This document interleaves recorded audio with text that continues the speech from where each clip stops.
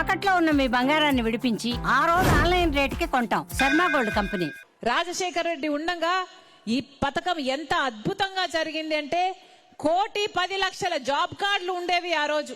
అంటే దాదాపు 2,25,00,000 మంది, 2,25,00,000 మంది కనీసం కుటుంబానికి ఇద్దరు నేసుకున్న ఉపాధి హామీ పని అంటే కరువు పనికి వెళ్లేవాళ్ళు. ఆ రోజుల్లో కరువు పని ఎలా ఉండేదో తెలుసా అమ్మా?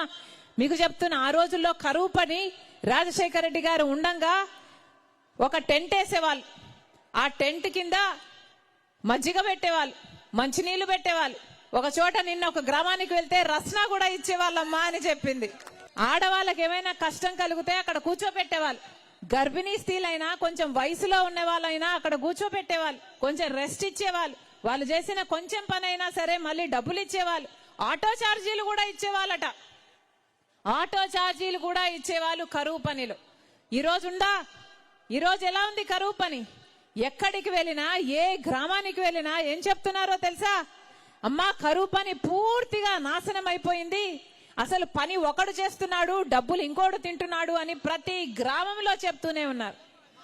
అసలు ఉపాధి హామీ పని అన్న దానికి విలువే లేకుండా పోయింది. కనీసం మంచినీళ్ళు కూడా అయ్యారమ్మా ఈ రోజుల్లో అని చెప్తున్నారు. పని కూడా ఎంత ఇస్తున్నారు అంటే ఎప్పుడు ఇస్తారో, ఎప్పుడు ఇవ్వరో, ఎందుకు ఇస్తారో, ఎందుకు ఇవ్వరో ఏమీ అర్థం కాకుండా ఉంది తల్లి. వారానికి కనీసం 3-4 రోజులు కూడా పని ఇవ్వరు. ఒకవేళ పని చేసినా కూడా ఆ వేతనాలు కూడా 2 నెలలు 3 నెలలు పేమెంట్ పడ్డానికి సతాయిస్తూనే ఉన్నారు అని ప్రతి చోట చెప్తూనే ఉన్నారు. అంటే ఉపాధి హామీ పనిని, ఉపాధి కరువు పనిని ఎంత నీరుగార్చారో పాలకులు అర్థమవుతోంది. కేంద్రంలో బీజేపీ పార్టీ అధికారంలో ఉంది. కేంద్రంలో నరేంద్ర మోడీ ప్రధానమంత్రిగా ఉన్నారు. ఈ ఉపాధి హామీ పని అన్నది కాంగ్రెస్ పార్టీ తెచ్చిన పథకం. పేదవాడికి అన్నం పెట్టే పథకం, పేదవాడికి ఒక గ్యారంటీ, నాకు ఉపాధి కల్పించాలి అని, నేను పని చేస్తే నాకు జీతం ఇవ్వాలి అని ఒక గ్యారంటీ పథకం ఉపాధి హామీ పథకం.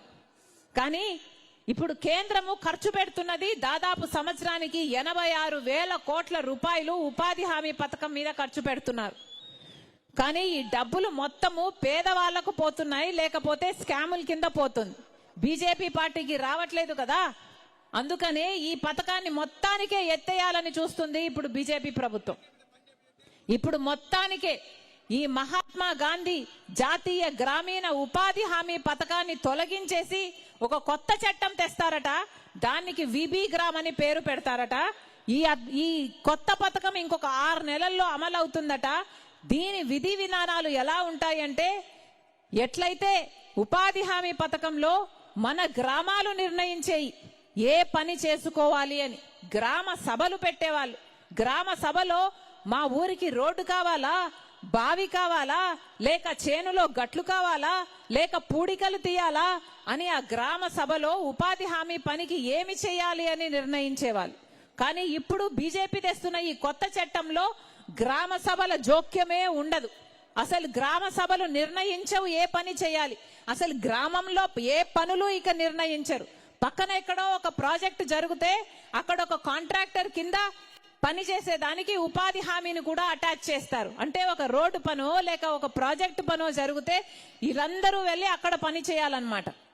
అంటే ఆఖరికి ఇది ఎలా తయారవుతుందంటే, గ్రామాలకు పనికొచ్చే ఉపాధి హామీ పనిగా కాకుండా ఆ కాంట్రాక్టర్ కు లేబర్ సప్లై చేయడానికి మాత్రమే ఈ ఉపాధి హామీ గ్రామాలు పనికొస్తాయి. ఇంత ఘోరంగా, ఇంత అన్యాయంగా, ఇంత దుర్మార్గంగా మహాత్మా గాంధీ పేరు పెట్టుకున్న ఉపాధి హామీ పథకాన్ని కూనీ చేయాలని చూస్తుంది బీజేపీ పార్టీ. ఇప్పటి వరకు అయితే పూర్తి నిధులు మొత్తము కేంద్ర ప్రభుత్వమే ఇచ్చేది. కానీ ఇప్పుడు ఏకంగా 60% మాత్రమే ఇస్తారట, 40% ఏకంగా ఎగ్గొట్టేస్తారట. రాష్ట్ర ప్రభుత్వాలే పెట్టుకోవాలట. మన రాష్ట్ర ప్రభుత్వం అన్ని డబ్బులు పెట్టుకునే పరిస్థితిలో ఉందని మీరు అనుకుంటున్నారా? ఇప్పటికే మన రాష్ట్రంలో 14 లక్షల కోట్ల రూపాయలు అప్పుల కుప్ప ఉంది మన నెత్తి మీద, మన రాష్ట్రం మీద, మన బిడ్డల మీద. ఇన్ని అప్పులు పెట్టుకొని మళ్ళీ ఇప్పుడు ఈ పథకానికి కూడా రాష్ట్ర ప్రభుత్వమే 40% నిధులు పెట్టుకోవాలి అంటే ఒకవేళ పెట్టుకోవాలి అన్న చిత్తశుద్ధి ఉన్నా కూడా పెట్టుకునే పరిస్థితి లేదు. మరి అలాంటప్పుడు ఉపాధి హామీకి రాష్ట్ర ప్రభుత్వం 40% నిధులు పెట్టుకోకపోతే, ఉపాధి హామీ నిర్వీర్యమైపోతే ఇక కేంద్రం పెట్టుకునే 60% కూడా పెట్టుకోవాల్సిన పని ఉండదు. ఆ డబ్బులు మొత్తం కేంద్ర ప్రభుత్వం మిగిలించుకుంటుంది. ఇది వీళ్ళు చేస్తున్న ద్రోహం. ఈ చట్టానికి చంద్రబాబు గారు పార్లమెంటులో మద్దతు ఇచ్చి వచ్చి మళ్ళీ ఇప్పుడు కేంద్రం చుట్టూ తిరుగుతున్నారు. ఉపాధి పని కోసము మాకు డబ్బులు ఇవ్వండి అని. కేంద్రంలో మద్దతు ఇవ్వడం ఎందుకు, పార్లమెంటులో మద్దతు ఇవ్వడం ఎందుకు, ఆ తర్వాత మళ్ళీ మోడీ చుట్టూ తిరిగి అడుక్కోవడం ఎందుకు? ఈరోజు మన రాష్ట్రంలో ఎంతమంది ఎంపీలు ఉన్నారో మొత్తం అందరూ బీజేపీ ఎంపీలుగా తయారయ్యారు, బీజేపీ బినామీలుగా తయారయ్యారు. చంద్రబాబు గారు ఎంపీలైనా, పవన్ కళ్యాణ్ గారు ఎంపీలైనా, ఆఖరికి జగన్మోహన్ రెడ్డి గారు ఎంపీలైనా సరే మొత్తం అందరూ బీజేపీ పార్టీకే మద్దతుగా నిలబడ్డారు. మొత్తం అందరూ బీజేపీకి బినామీలుగా మారారు, బీజేపీకి బానిసలుగా మారారు. ఇది వాస్తవం మన రాష్ట్రంలో ఈ రోజు పరిస్థితి. ఒక్కరికంటే ఒక్కరికి కూటమి సర్కారు ఎలాగో మాట్లాడదు బీజేపీ గురించి, కూటమి సర్కారు ఎలాగో తప్పు పట్టదు బీజేపీ గురించి. కానీ జగన్మోహన్ రెడ్డి గారికి కూడా ఒక్కసారి కూడా మోడీని అన్న పాపాన పోలేదు, ఒక్కసారి కూడా బీజేపీని తప్పు పట్టిన పాపాన పోలేదు. బీజేపీ ఎదిరించే సత్తా జగన్మోహన్ రెడ్డి గారికి చచ్చిపోయింది. జగన్మోహన్ రెడ్డి గారు బీజేపీని ఎదిరించటం లేదు కదా, బీజేపీ మోడీకి సాగిలపడి ఇప్పుడు నమస్కారం చేస్తున్నారు. మరి అలాంటప్పుడు మన రాష్ట్ర బిడ్డలు ఎలా బాగుపడాలి?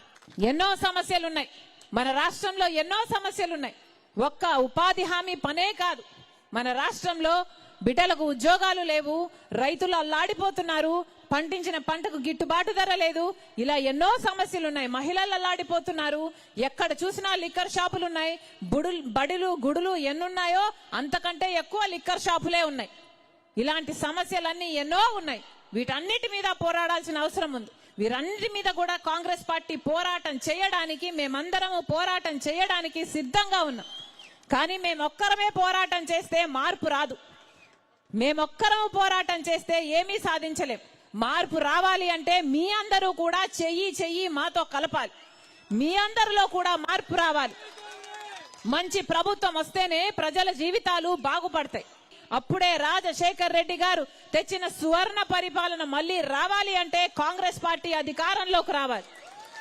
రాజశేఖర్ రెడ్డి గారు కాంగ్రెస్ పార్టీ నాయకుడు. మళ్ళీ అలాంటి పాలన కావాలి అంటే కేంద్రంలో, రాష్ట్రంలో కాంగ్రెస్ పార్టీ అధికారంలో ఉంటేనే పేదవాడి జీవితానికి భరోసా.